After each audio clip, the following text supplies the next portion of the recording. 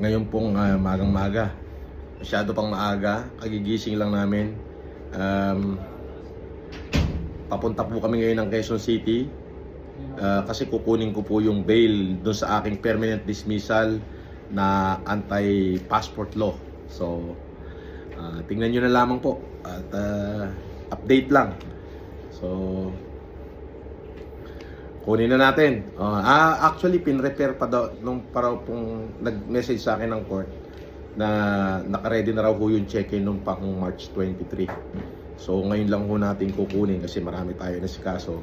Marami tayong nilakad. So, ibig sabihin, nagpapasalamat ako sa Diyos na dahan-dahan na nakiklear lahat ng mga ikinaso nila sa akin noong panahon ng pandemic. Including po yung anti-alias law, nakuha na po natin yung ano niyan, yung bail niyan, yung anti-passport law, yung BAUSI, at saka yung sa Pasay na permanent dismissal din ho na estapa daw ho yun. Nakuha na rin ho natin yun. So, Caloocan, nakuha na rin ho natin.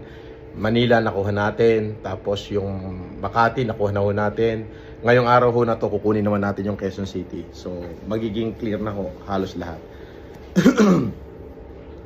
At pinapuntahan ko na rin ho kay Attorney Anchubas na paki-update yung mga warrant na kasi hindi ho updated. May nakalagay pa ho sa i-warrant na estapa.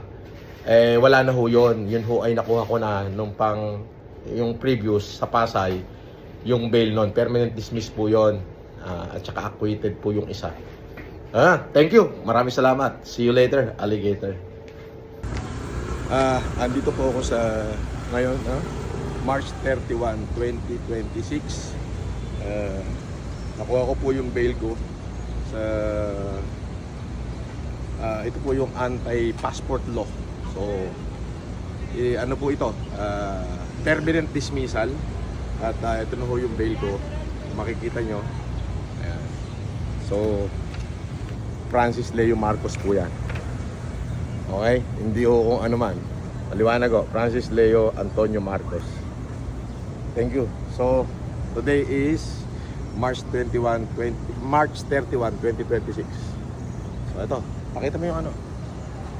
Ayan ang court. Ito rin si Casper. Ayan. Ayan na. Makita nyo naman. Ako si Casper. Ayan po yung bail ko. Kung makikita nyo. Metropolitan Trial Court of Quezon City. Ayan. Okay. So, wala na po tayong kaso ng anti-passport law. Yan ho ay maliwanag na tapos na. At hindi na ho tayo uli pwedeng kasuhan dyan sapagkat matinding labanan nung nangyari dito. Talagang battle to, pare.